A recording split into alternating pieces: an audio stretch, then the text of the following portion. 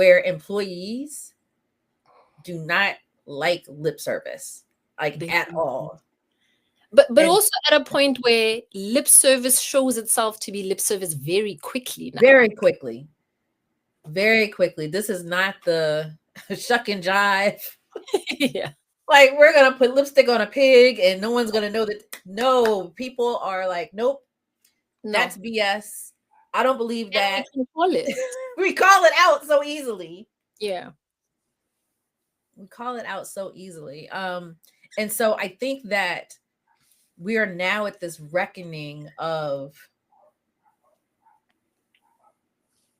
a higher standard Yeah. for, if you truly say that you care about us as employees, what does that look like every single day? Yeah. And Yeah. part of that is, excuse me, going back to accessibility. Um, Everyone needs some level of accessibility, Yep. and making sure that everyone has what they need in order to be successful, and not thinking of it as there's just a small group Yeah. that needs this and we'll put them over here. Everyone at some point, today, tomorrow, next year, everyone is impacted. Yeah. Yeah. Right. I often say that I am temporarily able-bodied. That's the word. That's exactly it. And I think even if you think about things like post-COVID, like where, I mean, the stats were always, I'd really be interested in the stats like as of late, but there's always been this 1 in 7. So every 1 in 7 people has some form of a disability. And so they will need some form of accommodation. But the other thing about that, even if it's not 1 in 7, even if it's 1 in 20 or whatever, post-COVID, we've all just watched ourselves Yeah. become very differently impacted by this illness. And then all of a sudden, some of us had things that we just needed to manage that we'd never had to manage before. And it's a lot. Yeah. And we spend so much time at work. If work is not making accommodations, very quickly we're getting uncomfortable with life, with work, with everything around us. And so again, it's that whole, what does a person's well-being actually look like, and how do we make sure that that well-being is covered and accounted for? I mean, even to your point about all of us are temporarily able-bodied, it's true. I mean, most disabilities that people acquire, they acquire within working age. So even the stat about 1 in 7 or 1 in 6, however many, most people actually start experiencing their disability at working age. And so the first contact point or the first place of friction is going to be in work. And if workplaces are not at least ready with a baseline, or at least clued into the conversation, or at least open to having the conversation, you're all of a sudden going to have disgruntled employees who you have no idea why they're disgruntled. And it's like, Yeah. oh, we did not care to create enough psychological safety in our building such that when people are disgruntled, they can come and we can have a conversation and it can be honest. And then we can make an inference that, this is part of the frustration, you know? Yeah. And so it's, yeah, there's a clarion call somewhere. I don't know who's ringing but something is happening that's just bringing us to your point and choice of words, to a reckoning. Yeah. And I mean, I have to admit, like, I'm very excited about, like, and I think I've said this to you before, about like these new generations of young people. Like, they just have such a shorter threshold for like discomfort that they're Yeah. going to ask difficult questions, when they get into work. Like, mental health right now is so intensely like challenging to workplaces. And that's because we've built this culture over time where people can't say, I just have anxiety, or people can't say, I'm feeling hyper stressed, or people can't say, I have chronic depression. And it's like, if people were able to say these things within working contexts and be supported properly and reasonably, nobody's asking you to turn your space upside down. We're just Right. saying make reasonable adjustments and accommodations. Then nobody should not be able to flourish. Absolutely. Absolutely. And I think, to your point, the generational piece is so big in that, where you have older generations that were kind of told and taught And to keep suck it it up. moving. Yeah. Suck it up, keep it moving. Nobody needs to know what's going on with you. Hold it in, which then causes additional stress, which Yeah. causes additional medical issues, all of these other things Yeah. versus I'm going to tell you that I'm dealing with anxiety. I'm going to tell you that um I have, whatever it is, Yep. and we can accommodate, we can create my work environment in a way that accommodates and supports that. Yep. So that's not an added stress in me being successful here. Yep. And so that I think is something this younger generation, especially post COVID, um, is actually teaching some of the older generations that Yeah. you can ask for these things that you need. Yeah. But part of that is telling yourself that you need it. Yeah. Yeah. And even just that sort of cultural difference. So even with the culture, we were taught to suck it up and move along. We also come from a culture where people were loyal to their own detriment to sort of work Yes. context, right? These Yes. younger people. So the combination of ingredients and that they are made up of is so much more They have a volatile. low threshold. Yeah, yeah. And so they will move. When Yes. we then have this conversation, they'll have it once, ask for help, ask for support, or query whether you even have help and support.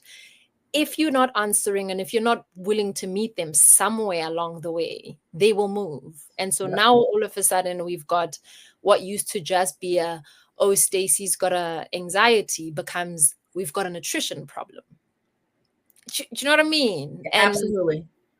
it Absolutely. just it escalates too quickly within this particular context, and so it's something that we all have to be mindful of at work. And I think very soon it then stops even being the responsibility of, is it just DEI leaders work or HR practitioners work? No, no, no, it's the manager's work. The manager manages Stacy every day, Yes. and so she needs to know whether Stacy's well-being is kept is well grounded or not. And so Absolutely. it then has to come out of that little HR office in the corner or that ERG section in the building. It's an everybody conversation. I just did a blog post this week about SHRM, the Society for Human Resource Management, Yeah, yeah, yeah, yeah. just got sued, right, for discrimination. Yikes. Shocker. Um, that's a whole other conversation. But I Chat. did the post basically saying this is the time for leaders to step up, right? You don't need a national organization to tell you how to be a good leader, to know your people, to Yeah, be able to step into some of these roles. I mean, emotional intelligence, all of those things yeah. follow the leader. But what that also does is it requires a different type of leadership than we've had before. And so that's something I've been talking about. I've been working with organizations on for the last few years. It's you can't show up the way you've always showed up and expect the same results. Like you said, this generation, they have different needs. They need to be mentored in different ways. They're Mm, looking for different experiences. There was an article that came out about a month ago. I'll have to go look it up, where they yeah. talked about younger generations going to ChatGPT to ask workplace questions. Yep. And I'm like, the fact that they're going to ChatGPT and not asking the workplace tells me that there's some type of It's a psychological thing, lot. Yeah. right? Like there's a lack of psychology. I don't feel comfortable asking my manager. So I'm going to go to ChatGPT, which is going to be this very general thing that's not going to know the culture of my organization that may or may not be correct. Right. Yeah. And Yeah. so there is again, I really feel like the next iteration of this work is going to be an investment in creating leaders that are part of this culture of care, Mm, which mm, is mm. looking at, excuse me, accessibility in a much broader way, Yeah. that is looking at workplace wellness in Yep. a different way, Yeah. um, which is going to look at equity in a different way, and doing so, and also motivating folks to get the job done. And so we're going to go from this role of taskmaster to people manager. And I don't Yeah. know if a lot of current people managers are equipped to do that. So that's a very interesting. Yeah. So I'm curious. So I'm gonna turn the lens and ask you a question now. Okay. And so in this part where we're saying we're gonna need a very different leader, have we been able to name what the attributes are of that leader? So I guess back in the day, for example, they used to be able to say, oh, if you want to run a Fortune 500 company, you must be well networked, you must be highly strategic and visionary, and I don't know, something else. I don't know what the rest of the list was, but there was a Yep. top five. What are the words that we are now saying this new leader must? Yeah. So, and I'm not going to name them all, but about 2022, there was an organization called the Maslow Leadership Center. And Okay. I did some of my coaching certifications with them. And they Okay. did some research. And part of what they were saying that for leaders, leader is coach, leader is mentor, um, leader that is more inclusive in decision making. But every Mm-hmm. time I share that chart in a presentation, Yeah. the leaders are like, that's a lot of stuff. And I'm like, it absolutely is. But it Yeah. also requires you to step out of the taskmaster role. Yeah. And you're now encouraging or you're empowering your teams because you have faith and confidence that they could get the work done. It's like, how are you managing and leading that?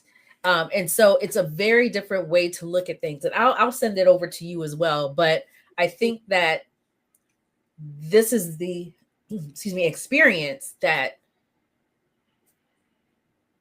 it shifts us definitely from a mindset of where we saw the leader that's just kind of standing up there and being the motivator. Yeah. And then you go forth and conquer Yeah. to, okay, I am invested in you and your success. How can I best support you? A lot of Yeah. leaders are not prepared for that. They're not. And what's interesting is that, like, even if you think about like this whole AI thing right now and how AI is imposing itself so intensely on work, if it takes and takes from that task part, then this becomes even more urgent, right? It's like, actually, Absolutely. the task will be done and it'll be done by the machine. And what you will Absolutely. have left is a really, really, really human to manage. Because I think we were in a world where maybe we were managing the human and the worker, and those were two separate things. Now it's like the worker's chunk is going to Chat GPT. Yeah. This is the thing you're. Yeah, and then the problem all of a sudden compounds, even just on that thought alone. And even, I guess, the intangibility of some of these, like, there is a list of what it means for a manager. Maybe there is a list of what it means when you say a manager must have financial acumen. You can count it. Let them go learn Excel. Let them do a module on this. Let them have some data understanding. As soon as you say coaching, it's like, sorry, what are the, Yep. Exactly. Exactly. you don't know how to touch what it means to be a coach. Is it the guy with the whistle on the soccer pitch? It's Right. not. It's, yeah. And it goes back to how we started the conversation, right? It's this very human centered way of looking at this work Yeah. that the corporate space was not built upon. And that we seemingly can't run away from if we want to sustain these corporate spaces. Right. Because when you think about corporations, they were really built during a time of the industrial revolution. Hyper industrialization. Yeah, that's There fair. was machines and cogs and let's get this done. I don't have to necessarily think about the human. We are Mm. now in a space where technology is taking away a lot of the tasks, and all you're left with is the human. And I mean, even just the irony of this conversation, right? Saying we're left with the human as if that's not what we started with in the first place. It's like, oh, this is a full circle moment. Yeah. We've always had the human. Yeah. Why did we want to wrap them up in all sorts of other things? They've always Yeah. been there. Yeah. Yeah. We can have this conversation for days. Yeah. I think this is just, but it all ties into this shift of how we look at this work, Yeah. the broadening of it, the complexities of it. And though technology is supposed to make things simple, is it really? Because now we really have to just deal with the humans. Yeah. Which means emotions and life and everything else that comes with humans. Yeah. And so it's going to be fascinating. And I Yeah. think the way of the world right now and trying to pull back a lot of this humanity, it's just going to come back full force, right? As people are trying to dehumanize and trying to dehumanize groups of people, Yeah. we're going to realize that it's our humanity that's going to pull us all together. In the end, that's all we are anyway. Yeah. So Yeah. if folks want to get in contact with you, what is Yes. the best way for them to do that? Best way for people to get in contact is someone LinkedIn. It's Ofentse Lakwane on LinkedIn. Wakari also has its own LinkedIn page, so you can follow our work there. It's WAKARI. But I'm also on email, so it's ofentse@wearewakari.com. Yeah, those are the spaces that you can find me, email and LinkedIn. Wonderful. Thank Yeah. Thank you for Thank this you. conversation. Excuse all my sniffing, but that's all right. We're going to get through this. But no, thank you. This was a fabulous conversation. It just made my brain go all over the place because I think that this, again, is the future of this work. This is just the beginning of these conversations on the future of this work. And so I truly appreciate you spending this time with us today. Thank you, and it's been lovely following your work as well and learning from you as well. So I'm loving this context and this friendship that we've created. I hope it continues. Absolutely. Yeah, and I'm excited about the space. I think even just this conversation, I'm in my head. I've been trying to check: is this stressful for you that this is the culture that we're going to, or is this exciting for you? I think I'm more excited than I am stressed. I think humans flourish in conditions of pressure. I think this is a pressure moment, and I've seen us come out of very difficult context, and so I'm hopeful, and this is exciting work. Diamonds are created under pressure. 1,000%. Hey everyone, I hope that you enjoyed this 3-part series. This conversation was just so good that we just had to keep going. This is the future of this work, where a culture of care is going to be the new normal. DEI 2.0, whatever you want to call it. But organizations are going to really have to buckle up and buckle down and deepen the work and make sure that it is done with intentionality.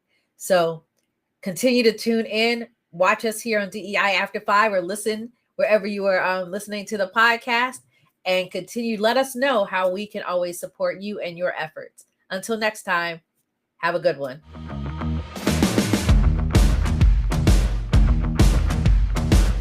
DEI After 5 is produced by the Leon Thomas Group. For more information, go to theleonthomasgroup.com.